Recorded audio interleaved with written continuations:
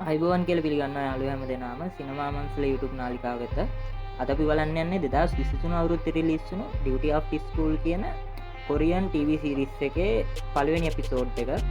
තා පටන් ගන්න කලින් යාළුවන්ට මතක් කරනවා පහළ තියෙන රතු පාට subscribe button එක ක්ලික් කරලා වීඩියෝ එක like එකකුත් දාගෙන අපි අපේ කතාව බලන්න යන්න කියලා.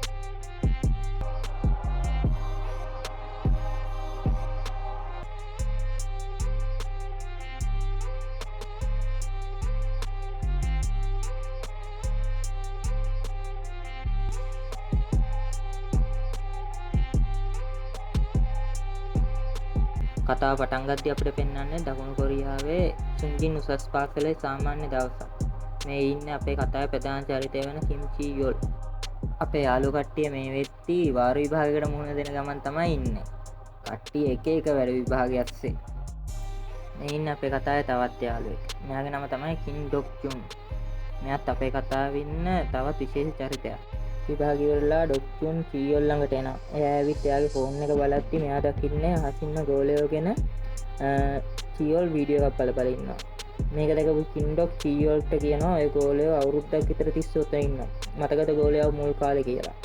ඒකම අපිට පෙන්නනවා චී යොල් එක උදෑසනක පාසල් යන්න එළියට එද්දි මිනිස්සු කලබල වෙලා අහස දිහා බලන් ඉන්නවා. 아무තු ගෝලාකාර වස්තුන් විශාල ප්‍රමාණයක් අහසේ වටේ විහිදිලා තියෙනවා. මිනිස්සු මේ ආසෙ තියෙන ගෝල දැකලා බය වෙලා කලබල වෙනවා. මොනවද මේ ආසෙ තියෙන රවුම් තනින් තන තියෙන ඒවා? මිනිස්සුන්ට හිතා ගන්න බෑ මොනවද ඒ කියලා. ඉතින් හැමෝම කලබල වෙලා ෆොටෝස් වීඩියෝස් අර ගන්නවා. සෝෂල් මීඩියා අන්තර්ජාලය මේ ඔක්කොම ක්ෂණයකින් ව්‍යාප්ත වෙලා යනවා. ඒත් එක්කම මේ සීන් එකේදී අපිට පෙන්වනවා ගෝල ලක්ෂ ගාණක් අහස පුරා ව්‍යාප්ත වෙලා තියෙනවා. නැවතත් වර්තමාන කාලයේදී කිම් ඩොක් චී යොල්ගෙන් අහනවා අපි ඉන්ටර්නෙට් කැෆේ එකට යන්න කියලා. චී යොලුත් මේකට එකඟ වෙනවා. ඊළඟ සීන් එකේදී අපිට පෙන්වන්නේ රෑ වෙලා බස් එකේ යන යොන්හුන්ව. මෙයාත් ෆෝන් එකේ ගෝලයෝ ගැන වීඩියෝ එකක් බල බල තමයි යන්නේ. මේ වීඩියෝ එක ගන්න කෙල්ල කියනවා මීට අවුරුද්දකට විතර කලින් ගෝලයෝ ආපු විදිය ගැන. මේ කෙල්ල කියන විදියට රුසියාවේ එක දැවැසන්න ප්‍රදේශයක අහසේ ගෝල වගේක් තිස් වෙලා තියෙනවා එක උදෑසනක. මේ ගෝලේ ඊට පස්සේ අහස පුරා විසිරලා ගිහිල්ලා තියෙනවා ලෝකෙ වටේට. එක එක රටවල රාජ්‍යවල වලින් මේ ගෝල ගැන හොයන්න එක එක විශේෂ ක්‍රමවේද භාවිතා කරලා තියෙනවා. තවත් සමහර රටවල මේ ගෝල වලට ප්‍රහාර එල්ල කරලා තියෙනවා. එල්ල කරපු ඒවායින් වෙලා තියෙන ගෝල තවත් වැඩි වෙච්ච එක විතරයි. එක ගෝලේ 2 3 4කට කැඩලා ලෝකෙ පුරා තවත් වැඩිපුර ව්‍යාප්ත වෙලා තියෙනවා. එහෙනම් වැඩි වෙච්චි මෙයාලා කරලා තියෙන්නේ මේක පහර දෙන එක නතර කරලා මිනිස්සුන්ට මේ ගෝල වලින් කරදරයක් නැහැ කියලා මිනිස්සුන් මේ දිනදා වැඩවලට යොමු කරපු එක. ඊළඟ සීන් එකේදී අපිට පෙන්වන්නේ යොන්හුන් බස් එකෙන් බහලා ඉස්සරහට ඇවිදගෙන යනවා. මෙයා බස් එකෙන් බහලා ඉස්සරහට එද්දී නතර වෙලා අහස දිහා බලනවා. අහස වහගෙන විශාල ගෝල ප්‍රමාණයක් අහසේ තියෙනවා මෙයා දකිනවා. ඊළඟ සීන් එකේදී අපිට පෙන්වන්නේ ඉන්ටර්නෙට් කැෆේ එකේ ගේම් සෙල්ලම් කරන ගමන් ඉන්නේ යොන්හුන්ව. යොන්හුන් ගේම් ගගා ඉච්චි අපේ කිම් ඩොන් හා චී යොල් එතනට එනවා. මේ දෙන්න කරන වැඩේ යොන්හුන් ගේම් ගගා ඉන්න තැනට ගිහිල්ලා එයාට වද දෙනවා. එයාට මෙහෙම කරන්න කියලා තියා මල පැනලා නැගිටලා යනවා එතනින්. ඒ සීන් එක හැමෝම කට් කරලා ඊළඟට පෙන්නනවා ගෝලයෙක් වැටිච්ච තැනකට හමුදා කඳුරක් බැඳලා ගෝලයා වට කරගෙන ඉන්නවා එතනට වෙලා. හමුදාවයටත් මොකද කරන්න කියලා හිතා ගන්න බැරුව ගෝලයාගේ වටේ වට වෙලා බලාගෙන ඉන්නවා. කට්ටිය හැමෝම මෙතන මොකද්ද වෙන්නේ? ඒත් එක්ක මෙතනට ආපු චොයි යොන්ඩික් මොකද්ද මෙතන තත්ත්වය කියලා අහලා එතන ඉන්න හමුදාව එක්කෙනෙක්ගෙන් තුවක්කුවකුත් ඉල්ල ගන්නවා. ඒ තුවක්කුව අරගෙන එයා හදන්නේ මේ ගෝලයට වෙඩි තියන්න. මෙයාගේ තුවක්කුවෙන් ගෝලයට වෙඩි තියනවා. පුදුමයකට වගේ ගෝලෙට දැනුනේවත් නැහැ. ඊට පස්සේ මෙයා මෙතනට රොකට් ලොන්ච් එකක් ගෙනල්ලා රොකට් ලොන්ච් එකෙන් වෙඩි තියන්න කියනවා. රොකට් ලොන්ච් එකේ වෙඩිල්ල වැදිරුන ගමන් වටේම දූවිලි වලාවකින් වැහිලා යනවා. කාටවත් හිතා ගන්න බෑ මොකද වෙන්නේ කියලා. කට්ටියම පුදුම වෙලා බලන් ඉන්නවා මොකද්ද වෙන්නේ කියලා.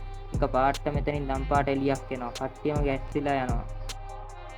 ඒ සීන් එක එහෙම කට් කරාට පස්සේ අපිට ඊළඟට පෙන්වන්නේ සොන්යුන් උසස් පාසල. සති 4කට පස්සේ පාසලේ සාමාන්‍ය දවසක්. ළමයි පාසල් ලැබිලා ඉගෙන ගැනීමේ කටයුතු කර පන්ති කාමරය ඇතුලේ ඉන්න කුක් යොන්සු අහම්බෙන් දක්න යොම්බෝර වාඩි වෙලා ඉන්නවා. මේක යොන්සු බලනවා යොම්බෝර දකිනවා. ඊට පස්සේ යොන්සු ආයේ බලද්දි යොම්බෝර තමයි හොඳම වැඩේ කරන්නේ. නැතෙන් ගිල්ලත් ටික් කළා හොඳ වචනයක් කියනවා යොන්සුට. කනේ ඇඟිලි ගහ ගන්නවා. මුකුත් නොවුණු ගාන්ට යොන්සු වාඩි වෙලා ඉද්දි වන් ටීමෙන් තමයි හොඳම වැඩේ කරන්නේ. පන්ති ඇතුලේ වාතයක් යවනවා. මේකට කට්ටියටම හුස්ම ගන්නත් බැරුව කට්ටියම ගිහිල්ලා නතර වෙන්නේ ජනේලෙ ගාව. මේ වැඩේට හොඳටම ගේන්ති ගත්ත පන්තිය ළමයි වන්ටිමන්ට බයින්න ගන්න.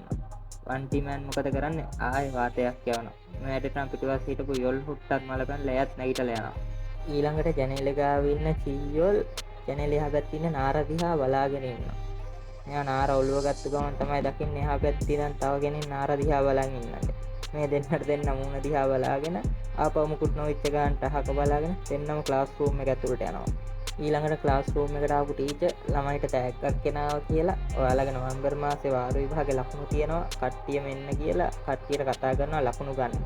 ටීචර් පන්තියට ඇවිල්ලා ලකුණු බෙදද්දි කවටවත් සතුටක් නැහැ ලකුණු ගන්න. කවුරුවත් කැමති නැහැ ලකුණු ගන්න. ඊට ටීචර් කරන හැටි උත්තර පත්‍ර ටික නම් කියලා බෙදන්න ගන්නවා. ඊට පස්සේ කට්ටිය හැමෝම උත්තර පත්‍ර අරන් ගියාට පස්සේ අන්තිමට උත්තර පත්‍ර ගන්න ඉතුරු වෙන්නේ ඉල්හක් උත්තර පත්‍රය අරන් යද්දි යුන්හුක්ගේ බෑග් එකට ෆයින් එකක් ගහනවා. ඊළඟ මොහොතේ විදුහල්පතිතුමා නිවේදනයක් කරනවා පන්තිය වල ඉන්න හැම ගුරුවරයෙක්ම කාර්යාලයට එන්න කියලා. ඒත් එක්කම ඉල්ලක් චීයොන්ට යන්න කියන එළිය මොකද්ද වෙන්නේ කියලා බලන්න. චීයලුත් යනවා එළිය මොකද්ද වෙන්නේ බලන්න. චීයොල් ගිහිල්ලා ඇහෙන්නේ නැති හින්දා ඉස්සරහට ගිහිල්ලා බලද්දි ගෙලින්ම දොර ගාවින් ටීචර් එළියට එනවා.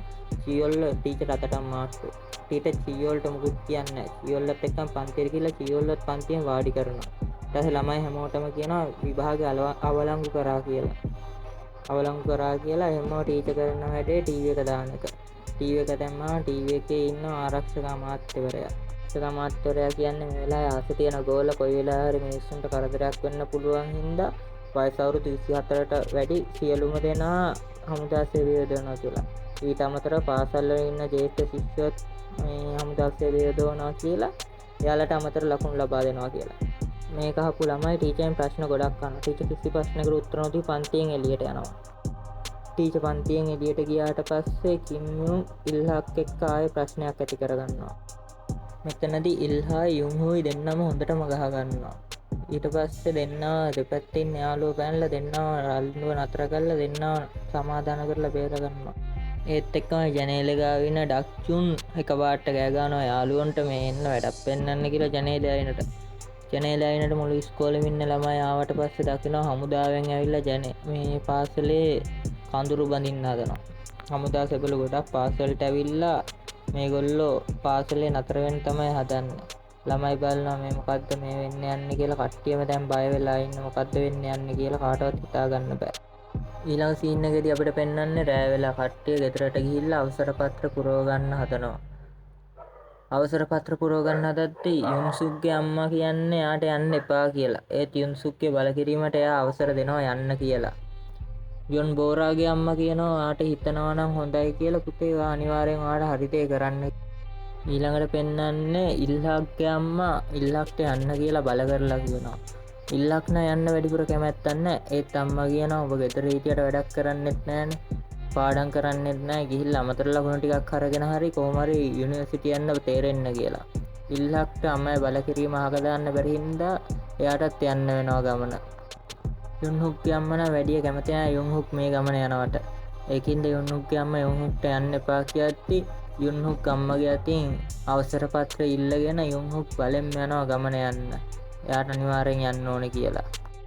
අපේ කිම් ඩොක් නම් හරි මුණන්දුවෙන් තමයි මේ ඇඳුම් ලෑස්ති කරගෙන ගමන යන්න හදන්නේ. එයා ඇඳුම් ලෑස්ති කරගත්ති එයාගේ සෙල්ලම් බඩුත් එයා බෑග් එකට දාගන්නවා. අම්මා මේකට බයිනවා කිම් ඩොක්ට ඔයාට පිස්සුද මේ සෙල්ලම් බඩු අරන් යන්න කියලා. ඒත් එක්කම ඊළඟ දර්ශන අපිට පෙන්වන්නේ අපේ යෝචුලුත් ගෙදර අයගෙන් සමු අරගෙන හෙට ගමන යන්න ලෑස්ති වෙනවා. ගෙදර අයගෙන් කතා කරලා කියනවා එයා හමුදාවට යනවා කියලා. ගෙදර අයත් කිසි ගානක් නැහැ වගේ පෙන්වන්නට යුල්චුක් කාමරයට ගියාට පස්සේ තමයි යාට ඇහෙන්නේ එයාගේ අම්මයි තාත්තයි දෙන්නම අඬනවා එයා යන ගමන ගැන කියලා. ඒත් යුල්චුක් යාටම කියා ගන්නවා මම මැරෙන්න යන ගමනක් නෙමෙයිනේ මේක කියලා. එහෙම යුල්චුක් නිදා ගන්න යනවා. පහුවදා උදේ පාසලට ළමයි එනවා අපිට පේනවා. ළමයි ඇඳුම් ගමන් මාළු ගොඩක් අරගෙන තමයි පාසලට එන්නේ. මෙයාලා හරි විනෝදෙන් එනවා පාසලට. මෙයාලා දන්නේ මොකද්ද වෙන්න යන්නේ කියලා ඉස්සරහට. මෙයාලට කිසි තේරුමකුත් නැහැ. ඊළඟට අපිට පෙන්වන්නේ පන්ති කාමරය ඇතුලේ දර්ශනයක්. පන්ති කාමරය ඇතුලේ මේ නාර ඇවිල්ලා ඉන්නවා. ටීචර්ත් ඊළඟට එනවා. ටීචර් අලුත් හමුදාවේ කෙනෙක් එක්කගෙන තමයි එන්නේ. මෙයාව හඳුන්වලා දෙනවා. මෙයාගේ නම ලුතිනල් ලී කියලා. ලුතිනල් ලී තමයි ජ්‍යෙෂ්ඨ ශිෂ්‍ය බට කණ්ඩායමේ යන දෙන නිලධාරියා. ලුතිනල් ලී මුලින්ම කරන්නේ පන්ති නායිකාවට නැගිටින්න කියලා එයාව ජ්‍යෙෂ්ඨ ශිෂ්‍යයා විදියට නම් කරනවා. ඊට පස්සේ ලුතිනල් ලී ටීචර්ගෙන් අහනවා පන්තියේ සුදුසු ළමයෙක් ඉන්නවා ලිපිකරුවට කියලා. ටීචර් යුන්හුක්ව තීරණය කරනවා. ඒත් යුන්හුක් ඒකට බෑ කිව්වට පස්සේ අපේ යූචිල්ව තෝරගන්නවා ලිපිකරුවා විදිහට ලුතිනල් ලී. චීයෝල් කැමති වුණාට පස්සේ ජේෂ්ඨ ශිෂ්ටයටයි චීයෝල්ටයි දෙන්නටම අමතර ලකුණු දීලා ඒගොල්ලෝ හැමෝටම කියනවා ශිෂ්‍ය නේවාසිකාගාරයට යන්න කියලා.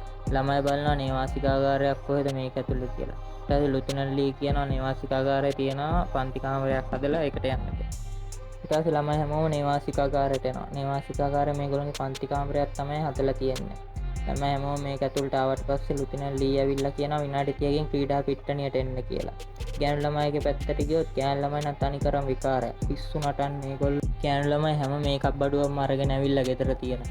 ඒ හැමදේම වට කරගෙන කට්ටියට පෙන්න විනෝදෙන් ඉද්දි මෙතනට එනවා ලුතින සෝජුන්යුන් කියනවා මෙයා ළඟව තියෙන අනවශ්‍ය බඩු ඔක්කොම අයින් කරන්න කියලා. ලිප්ටික් ඒවා මේවා. එහෙම කියලා මෙයාලව එළවනවා ක්‍රීඩා පිට්ටනියට දැම්ම දුවන්න කියලා. මෙයාලා හැමෝම ඉතින් සෝජුන්යුන්ට බයයි ඉක්මනට ක්‍රීඩා පිට්ටනියට දුවනවා. ක්‍රීඩා පිට්ටනිය එක පැත්තක ළමයි කට්ටියව පෝලිං ගස්සලා ලුතිනල් ලී තමයි ඇවිල්ලා ඒගොල්ලන්ට වෙපන් එක දෙන්නේ. කට්ටිය තමන්ගේ වෙපන් අරගෙන එකට පොලිමේ හිට ගන්නවා.